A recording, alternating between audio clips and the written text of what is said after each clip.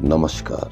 राजस्थान की तमाम फटाफट खबरों में आपका स्वागत है। राजस्थान की खबरों के लिए आपसे निवेदन कि यदि आपने हमारे चैनल को सब्सक्राइब नहीं किया तो कृपया करके राजस्थान की खबरों के लिए आपके अपने चैनल को सब्सक्राइब कर लें। तो क्या है आज की बड़ी खबरें राजस्थान से। राजस्थान में बादल छाने से प्रदेश के कई शहरों में रात के तापमान में बढ़ोतरी दर्ज होने से सर्दी थोड़ी कम हो गई है। गंगानगर, हनुमानगढ़ जिलों में मंगलवार सुबह देर शाम तक रुक रुक कर हल्की से मध्यम बारिश हुई। मौसम विशेषज्ञों के अनुसार इस सिस्टम का असर राज्य में आज भी देखने को मिल सकता है। बीकानेर संभाग के एरिया में आज भी कहीं कहीं हल्के बादल छाए रह सकते हैं।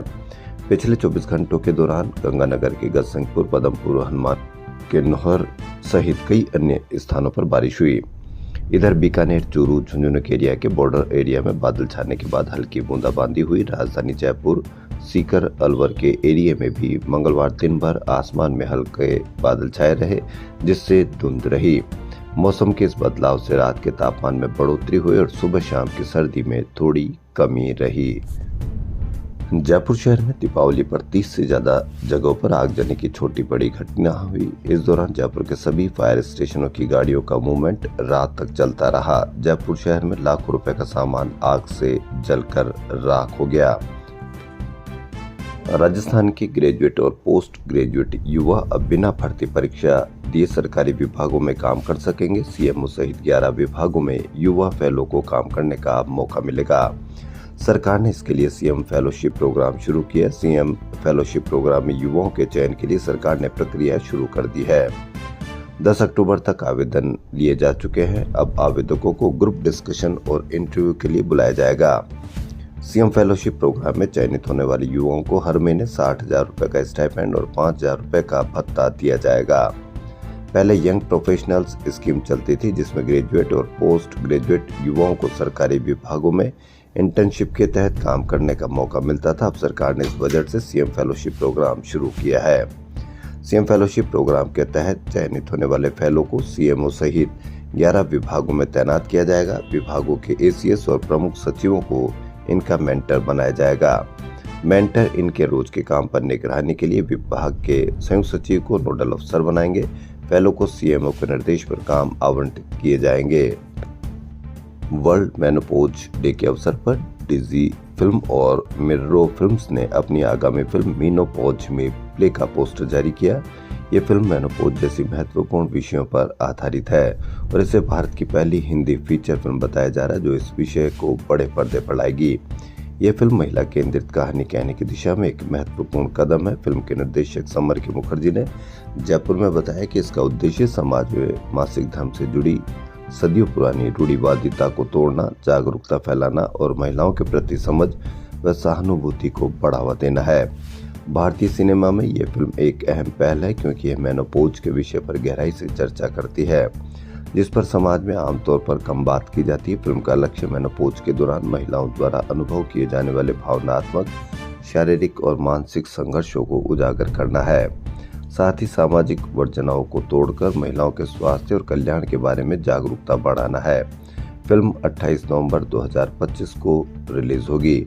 मीनोपॉज मी प्ले प्रसिद्ध लेखक और फिल्म निर्माता मनोज कुमार शर्मा की किसी नाम की प्रशंसित पुस्तक पर आधारित है।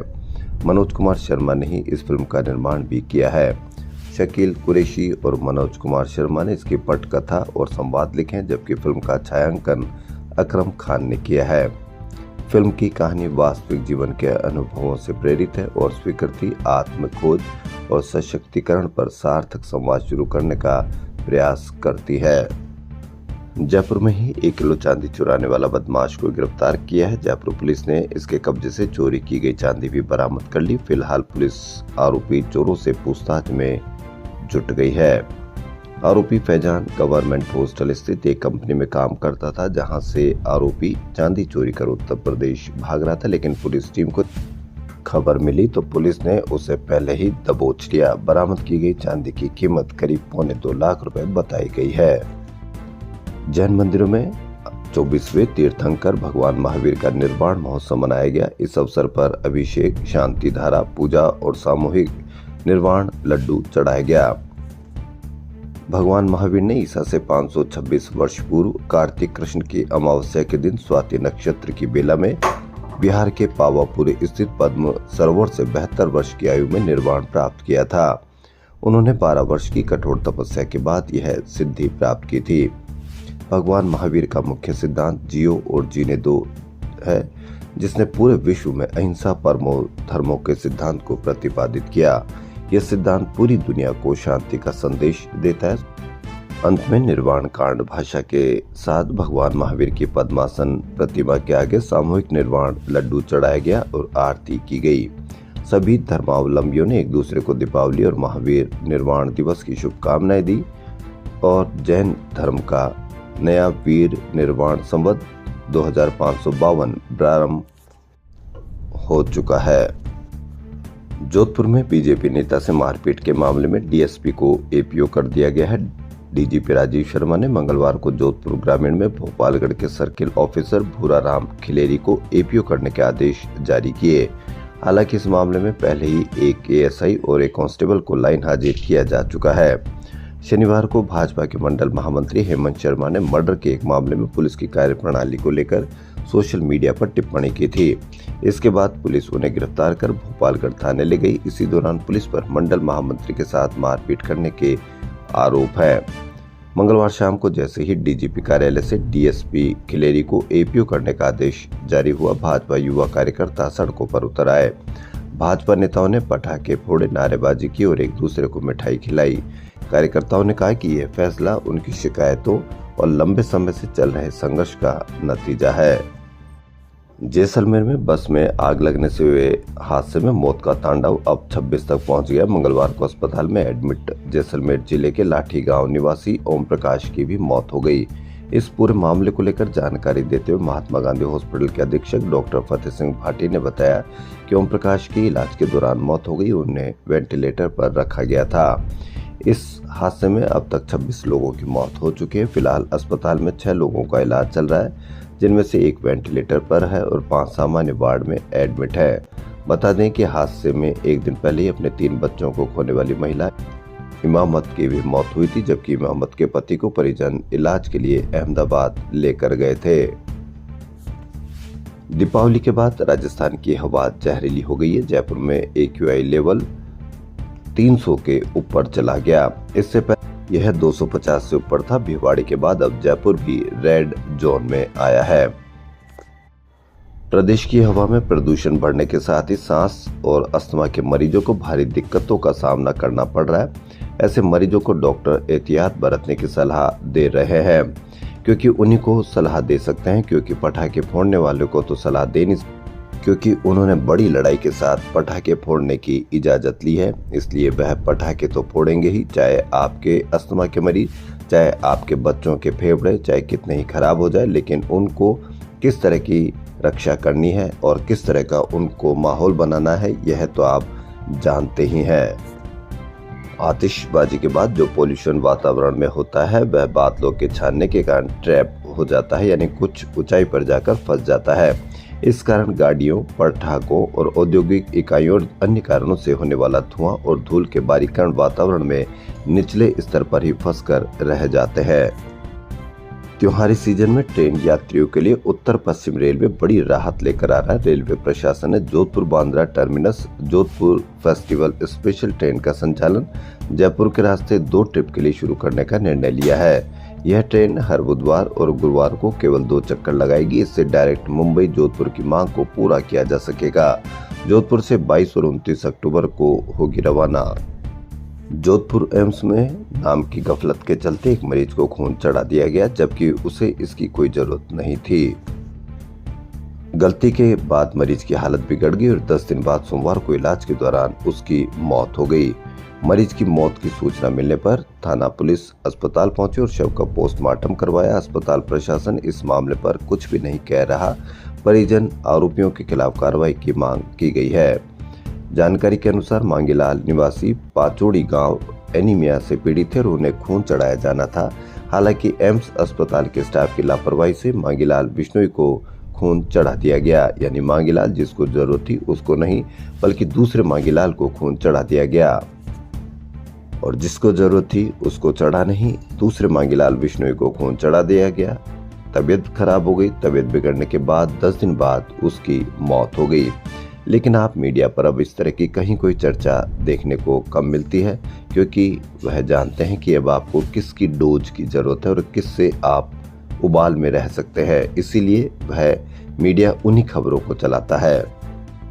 रिफाइंड तेल के दाम में देसी घी मिल जाएगा। कीमत है महज 216 रुपए लीटर। पूरा 15 लीटर का पीपा खरीदने पर रेट और कम हो जाएगा। कई ढाबे रेस्टोरेंट वाले भी यहीं से ले जा रहे हैं, मिठाइयाँ बना रहे हैं। असली के नाम पर केमिकल से बना घी बेचने वाले माफिया से यह सच दैनिक भास्कर के कैमरे पर कबूल कर रहे हैं। करीब 1 महीने की पड़ताल के बाद टीम जोधपुर, जयपुर, पाली और सिरोही में नकली घी बेचने वाले माफियाओं तक जा पहुंची।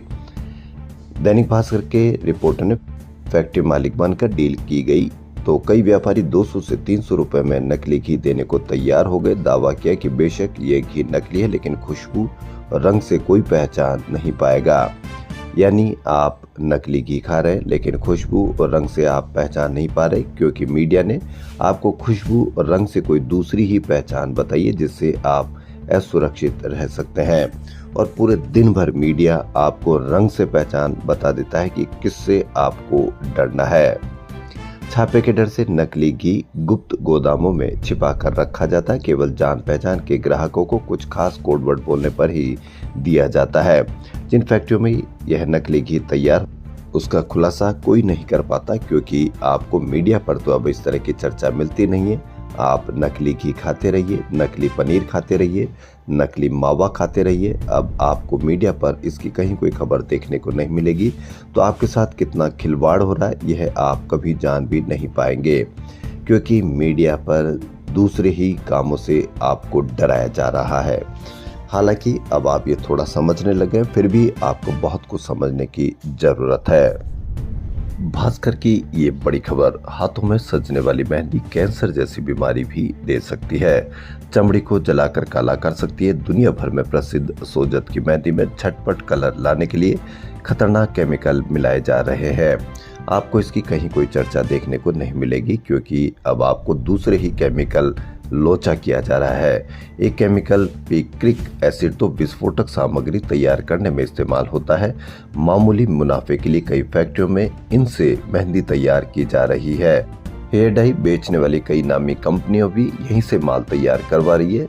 भास्कर टीम ने 15 दिन तक पड़ताल की। व्यापार बनकर बड़ी डील के बहाने 3 अलग अलग फैक्ट्रियों में अंदर तक गए। जी हाँ, आपके मेहंदी में वो केमिकल जो विस्फोटक सामग्री तैयार की जाती है, उन केमिकलों का इस्तेमाल आपकी मेहंदी में किया जाता है।